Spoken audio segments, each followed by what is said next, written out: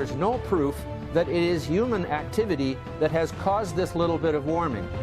They're just playing against civilization, basically ignoring almost the entire history of life on Earth.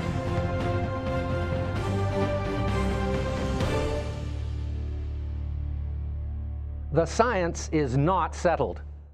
I'm going to tell you why carbon dioxide isn't going to end life on our planet, but instead is responsible for the existence of every living thing on Earth. 10 years ago, Al Gore created a documentary called An Inconvenient Truth.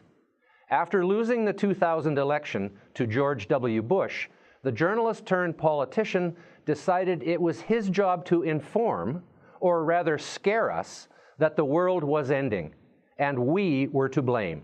The assumption is something like this: the Earth is so big, we can't possibly have any lasting harmful impact on the Earth's environment. And maybe that was true at one time, but it's not anymore. But here's the problem. Al Gore is not a scientist. His sleek presentation was simply not true, and I'm about to set some facts straight. Is the Earth warming? Well, yes. There's been slight warming in the past 300 years since the peak of the Little Ice Age. But guess what? There's no scientific proof that this is caused by carbon dioxide. And simply asserting a hypothesis does not prove it to be true. But that doesn't stop environmentalists, activists, and the most troubling, politicians, from calling carbon dioxide a toxic pollutant that will destroy life and bring civilization to its knees. It's so bad that governments say we need to tax it. But think about it. Carbon dioxide, also called CO2, is responsible for all life on Earth. It's the building block. Without carbon dioxide, this would be a dead planet, because all plants breathe CO2 just like we breathe oxygen. So what would happen if eco-activists got their wish and brought an end to all CO2 emissions from fossil fuels? Well, eventually the Earth would begin to die from a lack of CO2. Look, I care about this planet. I love nature. I was born and raised surrounded by nature on Vancouver Island, in the rainforest by the Pacific. You couldn't even get there by car when I was a child. I excelled in science in school. And between my love of forests and science, I ended up studying ecology, the science of how all living things are interrelated and how we are related to them. While doing my PhD in ecology in 1971, I joined a group of activists who also cared about the environment. It was the height of the Cold War, and we were worried about the threat of all-out nuclear war. We met in the basement of the Unitarian Church to plan a protest voyage against U.S. hydrogen bomb testing in Alaska. We got huge media attention with our efforts to try to stop the bomb testing. And while we didn't stop that bomb test, it was the last hydrogen bomb the United States ever detonated. This group eventually became known as Greenpeace. Ever heard of them? I spent 15 years on the front lines of the environmental movement, in the top committee of Greenpeace, which soon became the world's largest environmental activist organization. But over time, Greenpeace moved from wanting to save civilization from the destruction of nuclear war to believing humans were the enemies of the Earth. Now remember, I have a PhD in ecology. The first principle of ecology is that we are all part of the same ecosystem. But the Greenpeace message was becoming more and more full of rhetoric. I found myself the only director in Greenpeace International with an education in science. So when the group launched a campaign to ban chlorine, an element essential to public health, I had to leave. Since then, I've taken a sensible approach to environmentalism, one based on science and logic, not sensationalism, misinformation, anti-humanism, and fear. So let's talk about the science behind carbon dioxide and whether or not it's actually causing the climate to change. NASA tells us that carbon dioxide controls Earth's temperature in a childlike denial of the many other factors involved in climate change. But could this fear-mongering be self-serving for NASA? Think about it. NASA also says there might be life on Mars, decades after it was demonstrated there was no life on Mars. Could it be that NASA is just trying to keep their public funding for expeditions to the Red Planet? Maybe that's what NASA is doing with climate change. Okay, what do other organizations say? How about the United Nations Intergovernmental Panel on Climate Change? Unfortunately, they are totally conflicted by their own mandate. See, their brief is to focus on a change of climate which is attributed directly or indirectly to human activity that alters the composition of the atmosphere. They are not required to consider the many natural factors that affect the climate. So if the IPCC found that humans were not the main cause of climate change, or that the changes were beneficial, there would be no need for them to exist. But that doesn't stop politicians, mainstream media, and even the Pope from spreading the fear without asking any questions. Now I want to take you through some charts. They're a bit complicated, but they're important to explain what's really going on here. Let's first look at the long-term history of the Earth's temperature and CO2 in the Earth's atmosphere. I'm going to focus on the past 540 million years since modern life forms evolved. The purple line shows the CO2, and the blue line is the global temperature. So if CO2 makes the global temperature warmer, these lines should be dipping and spiking in unison with each other. But check out the Jurassic period, 150 million years ago. The temperature plummets while the CO2, the purple line, goes up. And then again, 50 million years ago during the Eocene thermal maximum, temperature was at its highest in the past 500 million years, but CO2 had been on a downward track for 100 million years. So it is not possible to demonstrate a cause and effect relationship between CO2 and temperature over the long-term history. But let's take another look at this Eocene thermal maximum and what temperature has been doing since it peaked 50 million years ago. The Earth was actually as much as 12 degrees warmer then. The entire planet, including the Arctic and Antarctica, was ice-free. Today we are actually at the tail end of a 50 million year cooling period, and yet the ancestors of every species on Earth today survived through these changes. Makes you wonder about the dire predictions of a 2-degree rise in temperature. Glaciers began to form in Antarctica 30 million years ago, and in the northern hemisphere 3 million years ago. And we're still experiencing one of the coldest climates in the Earth's history. Now let's zoom in even closer to the CO2 and temperature correlations in the Earth's history. This chart goes back over 300,000 years. That's where we start to see the strong correlation between CO2 and temperature. So maybe this is a cause and effect relationship. But here's the problem. CO2 lags temperature by an average of 800 years. So temperature changes are making the CO2 levels increase and decrease, not the other way around, as the cause never comes after the effect. This was the fundamental fraud in Al Gore's movie, as he claimed the graph proved CO2 causes the fluctuations in temperature. It's already right here. Look how far above the natural cycle this is, and we've done that. But ladies and gentlemen, in the next 50 years, really in less than 50 years, it's going to continue to go up. When some of these children who are here are my age, here's what it's going to be in less than 50 years.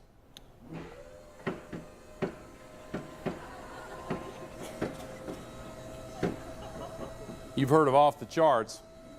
On the temperature side, if this much on the cold side is a mile of ice over our heads, what would that much on the warm side be? But this chart also shows something called the Milankovitch cycles. These are the cycles that are tied to the eccentricity of the Earth's orbit and its axial tilt. And as you can see, the temperatures and CO2 levels go up and down over the past 300,000 years in unison. Why does this matter? Well, just 20,000 years ago, the peak of the last major glaciation, there was 3.3 kilometers of ice on top of what is now the city of Montreal. In fact, 95% of Canada was covered in an ice sheet, and even Chicago was 900 meters under ice. The global warming that has occurred over the past 20,000 years has obviously had nothing to do with human activity. Okay, but that's 20,000 years ago. What about now? The United Nations says that it's extremely likely human emissions have been the dominant cause of global warming since the mid-20th century, so since 1950. Now let's put aside that extremely likely isn't exactly a scientific term. Scientists deal in facts, charts, numbers, and data. So let's look at another chart. Between 1910 to 1940, there was a 30-year period of warming, followed by a cooling from 1940 to 1970, just as CO2 emissions began to rise exponentially. And then from 1970 to 2000, there was another 30-year warming that was very similar in duration and temperature rise to the warming from 1910 to 1940. What caused that warming? How do they know that the causes of the warming from 1970 to 2000 weren't the same as the causes of the warming from 1910 to 1940? The logic and the data just don't add up. The data show clearly that the temperature is not rising exponentially, whereas CO2 emissions are doing so. It hasn't warmed significantly for nearly 20 years, during which time about 1/3 of all human CO2 emissions have occurred. So again, there is no obvious cause and effect relationship between CO2 and temperature rise. But still, carbon has been branded as a deadly pollutant. CO2 is the currency of life. It is the most important building block for all life on Earth. All life, including our own, is carbon-based. We shouldn't be demonizing CO2 as a pollutant. We should celebrate the carbon cycle, which is the cycle of life. CO2 is essential and must be at a certain level in the atmosphere for the survival of plants, which are the primary food for all the other species alive today.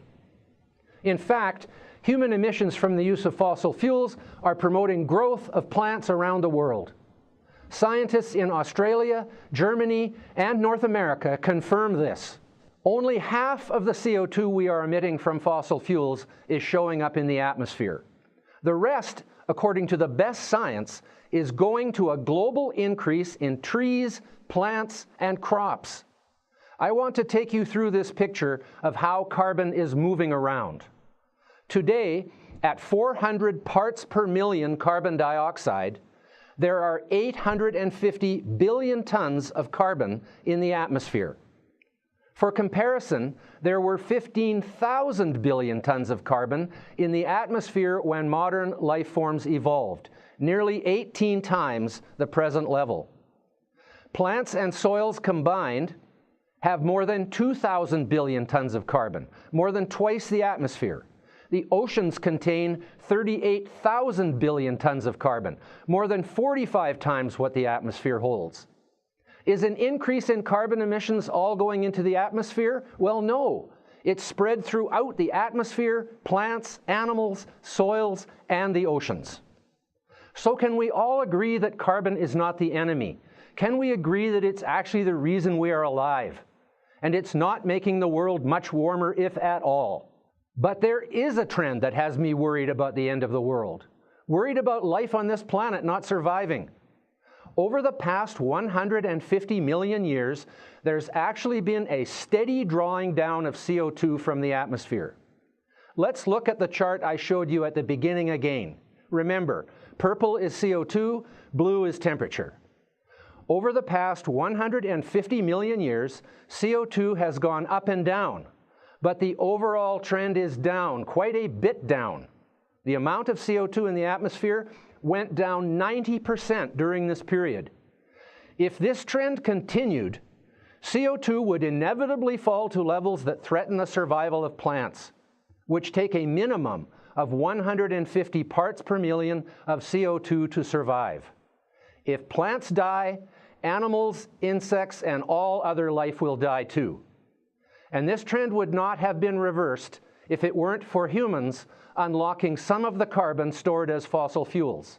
This chart goes back 160 million years, and it shows what CO2 levels would look like if humans didn't start emitting carbon dioxide. Given the present trends of glaciations and interglacial periods, this would have occurred less than 2 million years from today, which seems like infinity to you and I, but it's a mere blink in the 3.5 billion year history of life on Earth. Think about that.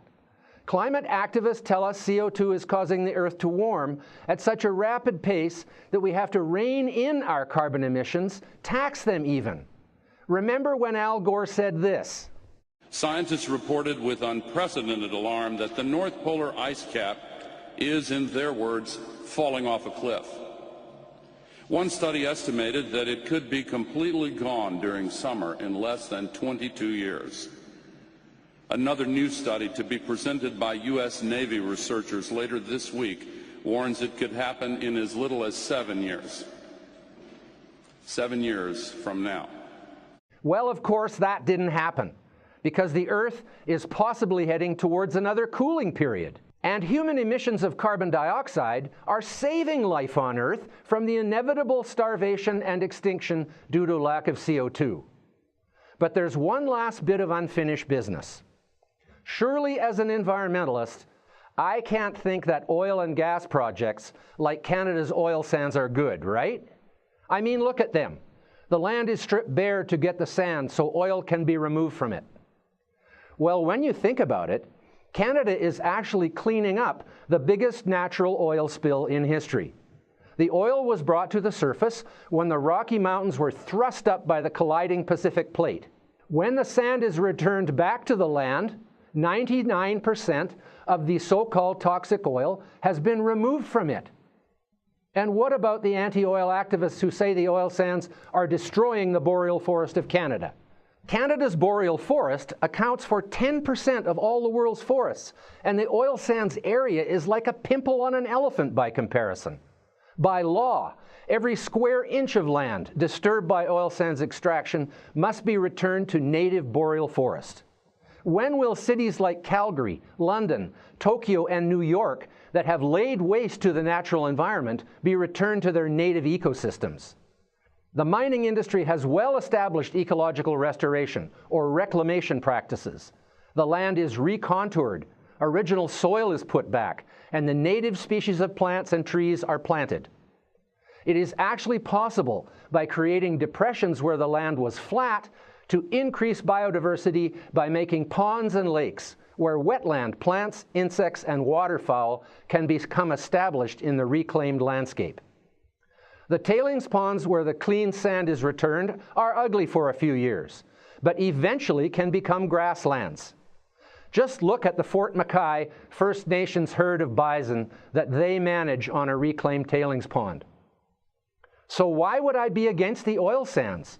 The land is disturbed for a tiny fraction of Earth's geological time, and then it's returned to a sustainable boreal forest with clean sand. And now we can heat our homes in the winter, drive our cars to the cottage, or fly to the tropics for a vacation. So yes, as an ecologist and environmentalist, I think the oil sands are being managed responsibly. Because I don't just show people ugly pictures like Leonardo DiCaprio, Neil Young, and Robert Redford do. I make an objective study of the environmental, social, and economic factors and come to an informed judgment. It's time to set the record straight on carbon dioxide. It is not the enemy. In fact, carbon dioxide from burning fossil fuels is the stuff of life, the currency of life, and indeed the backbone of life on Earth. That's my case for CO2. Let me know what you think in the comments below, and join me next time when we'll dig deeper into how modern products and processes like fracking, natural gas, and vinyl have made life better for humankind. We separate fact from fiction when it comes to the environment. I'm Dr. Patrick Moore, the sensible environmentalist.